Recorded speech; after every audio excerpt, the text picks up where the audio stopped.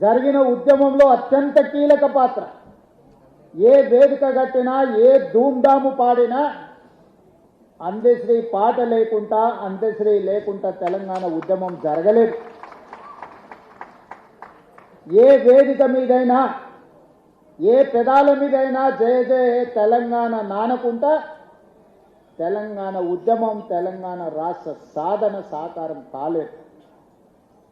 అలాంటి గొప్ప స్ఫూర్తి వచ్చిన తెలంగాణ రాష్ట్రంలో రాష్ట్రీయ గీతంగా తెలంగాణలో వెలుగొందుతుందని 4 కోట్ల ప్రజలు అనుకున్నప్పుడు ఆనాటి పాలకుల నిర్ణయాల వల్ల జయ హే జయ హే తెలంగాణ మూగబోయింది.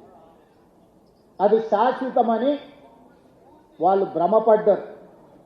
ఎందుకంటే ఈ గీతం తెలంగాణ గుండెల్లో ప్రతిధ్వనించినంత కాలం తెలంగాణ ఉద్యమం ఎవరు చేసిండ్రా అంటే ఓ గద్దరన్న చేసిండు, ఓ అందశ్రీ చేసిండు, ఓ గోరె టెంకన్న చేసిండని, ఓ జయరాజ్ చేసిండని చర్చ వస్తుంది. కాబట్టి ఈ స్ఫూర్తి నింపిన కవుల యొక్క కవితా గానాలను ఈ తెలంగాణలో వినిపించకుండా చెయ్యాలని ఆనాటి పాలకులు కుట్ర చేసింది.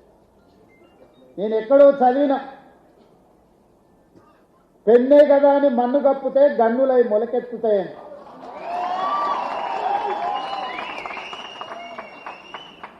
కవి రాసే పెన్నుల మీద మన్ను కప్పితే అవి గన్నులై మొలకెత్తుతాయి, మీ గడీలను కుప్ప కూలుస్తాయన్న నినాదాన్ని, నిజాన్ని చేసిండు అందశ్రీ.